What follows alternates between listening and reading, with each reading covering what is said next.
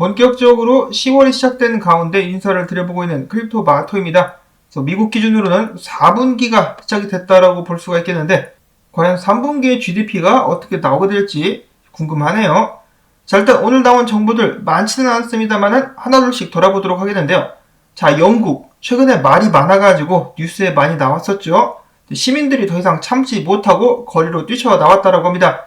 10만 명 이상이 생활물가 상승, 에너지 비용 증가, 그 외에 여러가지 문제들에 더 이상 참지 못하고 시위를 벌이고 있는 상황. 설상가상으로다가 철도업계에서는 파업까지 준비를 하고 있다라고 하네요. 분노한 영국 시민들. 이럴 때 해결책은 뭐가 있겠습니까? 비트코인 사야죠. 영국 시민들 비트코인 사야 됩니다.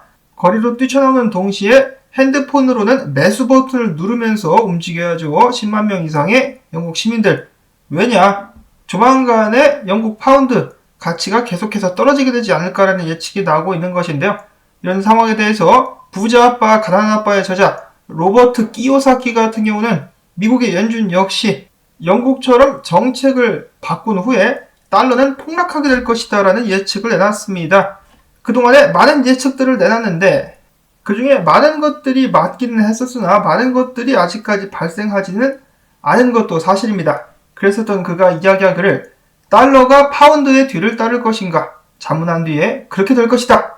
연준이 긴축 정책을 완화 정책으로 변경한 뒤에 내년 1월 달에 달러가 폭락할 것으로 믿는다라고 이야기를 했습니다. 그 과정 속에서 은은 현재 박앤세일 중이다라고 하면서 나는 연준의 정책의 희생양이 되지 않기 위해서 금과 은을 그리고 비트코인도 마찬가지죠. 사고 있다라고 여러 차례 이야기를 한 바가 있는데 그 중에서 은을 제일 좋아라 한다라고 합니다. 지금 달러가 다른 통화들에 비해서 강세를 보여주고 있긴 하지만 가치는 계속해서 떨어지고 있죠. 이를 어떻게 알 수 있습니까? 미국의 인플레이션율이 계속해서 올라가고 있다. 구매력이 계속해서 떨어지고 있는 달러. 과연 언제까지 버틸 수 있을까요? 그런데 로버트 키요사키도 연준에 쌓인 게 맞나 보죠. 연준에게 쌍욕을 퍼붓는 모습 보여지기도 했었는데 그리고 미국 시간으로 내일 연준에서 선샤인 미팅이라는 것을 개최한다고 하는데 어떤 이들은 이를 두고 이것은 긴급 회의다. 뭔가 비상이 걸리는 것일 수도 있다라는 기대를 하곤 하는데요. 선샤인 미팅 자체는 일반적인 것이라고 합니다. 자, 그러나 지금 일반적이지 않은 상황이 하나가 진행이 되고 있죠.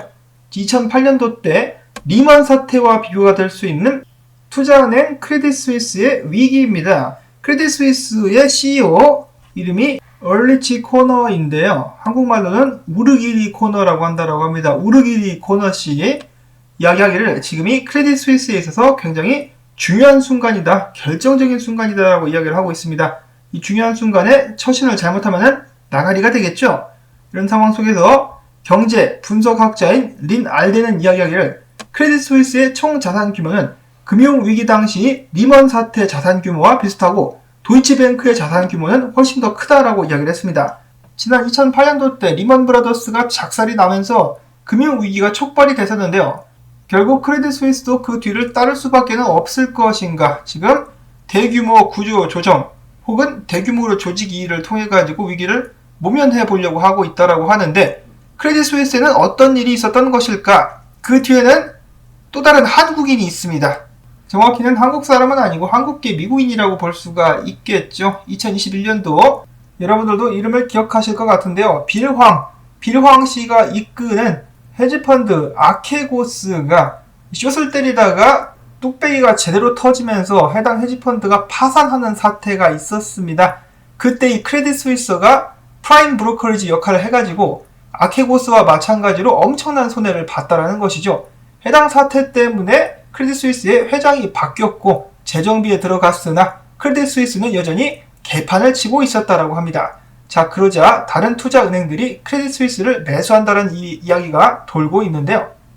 크레딧 스위스의 새로운 CEO는 위기를 모면하고자 불필요한 자산들을 매각하고 구조조정을 단행하는 등 여러 가지로 노력을 했었으나 그럼에도 불구하고 싱가포르 법인 고위 임직원이 소송에 휘말렸고 중국 사업 부문에서 중요한 역할을 한 인력들이 이탈하는 등 여러 가지로 난항이 지속이 됐었다고 합니다. 이러한 과정 속에서 중요 인재들이 계속해서 하나둘씩 회사를 떠나고 있었다고 하는데요. 이렇게 중요 인재들이 탈출을 하는 것은 무엇이냐?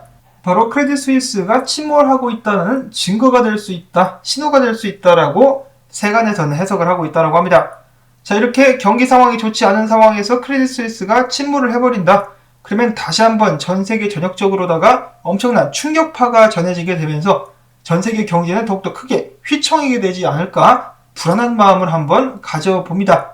지금 비트코인과 미국 증시 밀접한 관계를 가지고 움직이고 있는데요. 이런 과정 속에서 증시가 떨어지면 비트코인은 어떻게 반응을 하게 될까? 그 반면에 이렇게 생각을 해볼 수도 있겠는데요. 크레딧 스위스 외에 다른 투자 은행들도 지금 심각한 위기에 처해 있는 은행들이 있다고 합니다. 그 중에 미국계 은행들이 있다라면 이러한 은행들을 구제하기 위해서 연준이 기조를 바꾼다. 그러면은 이제 또 증시 및 비트코인 솟아오를 수 있지 않을까? 뭐 그런 식의 시나리오도 나올 수가 있겠죠. 이어서는 암호화폐 분석업체인 메사리의 선임 분석가는 이미 암호화폐 시장이 몇 개월 전에 바닥을 쳤을 수도 있다라는 희망 회로를 돌렸었다라고 합니다. 메사리의 선임 분석가 토마스 던 레빗이 이야기하기를 현 지점에서는 진정 암호화폐를 믿는 사람들만이 남아있다. 나머지들은 다 시장을 떠나는 것 같다라고 이야기를 하고 있는 것인데요.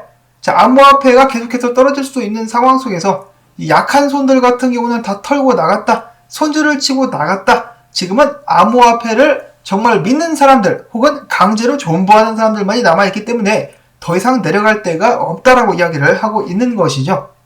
정말 그런 것이면은 좋겠습니다. 자, 다음으로는 바네크 포트폴리오 매니저는 이야기하기를 자, 2018년도, 19년도 하락장 때 그때는 사람들이 과연 암호화폐 시장이 살아남을 수 있을까에 대해서 의문을 가졌었지만은 지금은 그런 걱정은 하지 않는다라는 것이죠. 암호화폐 시장의 생태계는 살아남을 수밖에 없다. 그런 펀더멘털이 존재한다라고 이야기를 하고 있으며 암호화폐 프로젝트들이 단지 투기적 거래를 넘어서 사용자 확대, 어플리케이션, 기술의 발전 등에 영향을 받기 시작했다라고 이야기를 하고 있는 것입니다. 만약에 비트코인과 암호화폐 시장이 혼자서 따로 움직이는 시장이었었더라면 이 바닥을 찍었다라는 의견이 더 힘을 받을 수 있었을 텐데 지금은 미국 증시나 거시경제의 영향을 크게 받기 때문에 그렇게 확신하기가 좀 힘든 그런 상황이죠. 근데 또 작년 대비 고점에서 많이 떨어지기는 많이 떨어졌습니다. 1년 전 가격 대비 비트코인은 60%, 이더리움 60%, BNB 32%, 다른 코인들에 비해서 훨씬 더 덜 빠진 BNB인데요.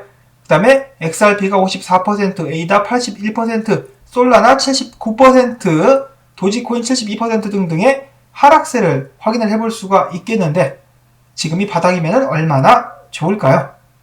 이어서는 비트코인을 파는 사람들이 있으면 사는 사람들이 있다. 최근에 수많은 비트코인들이 거래소로 몰려 들어갔었다라는 소식을 전해드렸었는데요. 그 반면에 사가지고 빼는 사람들도 많이 있었다라고 합니다. 하루 만에 무려 34,000개의 비트코인이 매수가 되면서 거래소에서 빠져나왔었다라고 합니다. 올해는 네 번째로 큰 비트코인 이동이었었다라고 하는데요. 센티멘트에 따르면 지난 9월 30일 미국 기준이죠. 9월 30일 한국 날짜로는 10월 1일 정도 되겠는데 34,723개의 비트코인이 거래소로부터 빠져나왔다고 합니다. 장투를 위해서 누군가가 계속해서 매집을 하고 있다라고 볼 수가 있는 것이겠죠. 당연히 지금보다 비트코인 가격이 더 떨어질 수 있겠지만은 그래도 조만간에 비트코인의 시대가 열리게 되지 않을까 그런 느낌이 듭니다. 다음으로 해서는 좀 재수없는 차트 분석 몇 가지가 있는데 2019년도와 2022년도 차트 비교 굉장히 유사합니다. 아주 그냥 불안해요. 이러다가 더 떨어져 버리는 것은 아닌가 몸에 한기가 돌 정도인데요. 참고로 이것은 일봉입니다. 자, 그 다음에 2018년도와 올해 지금 현재 상황인데 마찬가지로 비스무리한 상황. 자, 물론 코에 걸면 코걸이, 귀에 걸면 귀걸이가 될 수 있겠습니다만은 간당간당한 거시경제와 미국 경제 만약에 증시가 빠진다면 이런 식으로 급락이 나오게 될 가능성이 있기는 있겠습니다. 자, 그러나 이와는 정반대의 의견도 있는데요. 유명 분석가입니다. 데이비드 웨이브 여러 차례 시장 사이클의 고점을 찾아낸 그런 분석가로 굉장히 유명한데요. 이 양반 같은 경우는 지금이 비트코인 매수 적기다라면서 계속해서 이야기를 해주고 있습니다. 그는 최근에 그가 2019년도에 했었던 분석을 다시 한번 공유하면서 이야기하기를 저번에도 이런 식으로다가 모든 사람들이 하락할 것이다라고 예측을 했었으나 기술적으로는 상승세일 때 결국 가격이 올랐다라고 말을 했습니다. 그래서 그래서 지금도 보시면은 비트코인 더 떨어질 거다라고 많은 사람들과 언론에서 떠들고 있는데, 기술적인 면에서 봤을 때, 분석적인 면에서 봤을 때는 지금이 오히려 진입을 할 때다라고 이야기를 해주고 있는 것이죠. 바닥을 찍었다라고 보는 것인지, 지금부터 기술적으로는 상승세가 보인다라고 이야기를 하고 있는 데이비드 웨이브. 그 외에 또 다른 분석들을 보시면은 이런 식으로다가 확성기 패턴이 나오면서 상승하게 될 가능성이 있다. 다른 각도에서 보자면은 이런 식으로다가 이 페넌트가 그려지고 있는데 상승할 가능성이 있다라는 분석 등등이 있었습니다. 그런데 정말이지 요즘 같은 시기에는 확실하게 예측을 한다는 것 자체가 너무 힘든 것이 아닌가, 여러 가지 가능성을 두고 계속해서 시나리오를 짜고 대응하는 식으로 가야 되지 않나 하는 생각을 해봅니다. 자, 그 다음으로는 기타 소식들을 보도록 하겠는데요. 전 구글 CEO이자 억만장자인 에릭 슈밋이 체인링크를 극찬했다고 합니다. 2020년도 떡상했었던 체인링크는 비트코인이나 이더리움보다 더 나은 기술과 더 나은 확장성을 가지고 있다라고 그는 체인링크를 평가를 했다라고 하네요.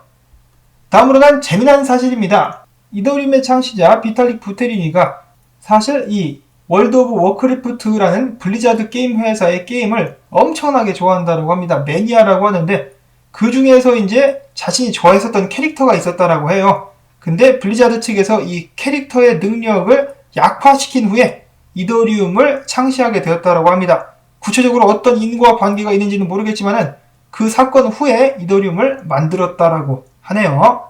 그 다음으로는 짤인데요. 지금 보시는 사진, 테더 가게죠. 테더 가게가 열려 있습니다. 여기가 어딘고 하니 다른 나라들과 마찬가지로 인플레이션 및 통화가치 하락 때문에 몸살을 앓고 있는 터키의 이스탄불이라고 합니다. 이 망해가는 나라에서 고개를 들고 있는 암호화폐들, 보시면은 비트코인 로고도 보여지고 있죠. 과연 이렇게 혼란한 시기, 혼란한 세상 속에서 비트코인은 안전한 피난처로 떠오를 수 있을 것인지, 비트코인에 대한 기대 계속해서 가져보면서 오늘 영상 여기서 마무리를 짓도록 하겠습니다. 여러분들께 도움 되셨다면 아시죠? 광조댓! 광고 봐주기, 좋아요 눌러주기, 댓글 남겨주기, 여러분들께서 도와주셔야만 저도 계속해서 살아남을 수가 있겠습니다. 광고 같은 경우는 한 편만이라도 마지막까지 틀어놔 주셔야 저에게 도움이 되고요. 도와주시는 분들께 항상 감사드린다는 말씀 전하면서 저는 다음에 새로운 소식 가지고 인사를 또 드리도록 하겠습니다. 안녕히 계십시오.